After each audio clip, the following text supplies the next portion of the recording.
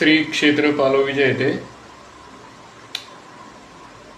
भगवान श्री कालभैरवनाथांचा अवतार कशासाठी झाला किंवा कोणतं कार्य करण्याकरिता ते आले याविषयी थोडं सांगतो।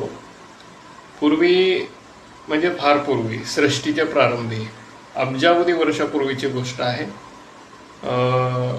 आपल्या इथे काही 100, 200, 1000, 1200 वर्षाचं चालत नाही। पंचांगानुसार आपलं शास्त्र चालतं आणि अब्जावधी वर्ष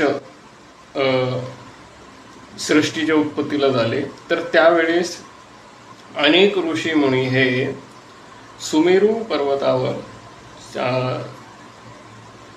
अनेक देवता बसलेले असतात। तर त्या ऋषीमध्ये प्रश्न निर्माण झाला की सर्वात श्रेष्ठ देव कोण आहे। तर मग त्यांनी सल्ला घेण्याकरिता सुमेरू पर्वतावर देवता कधी कधी येत असतात, तिथं वास असतो नेहमी। तर तिथं देवता आहेत हे जाणून त्या पर्वतावर ते आले।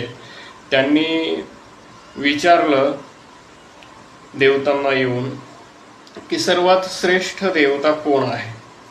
त्यावेळेस त्या सर्वांनी सांगितलं की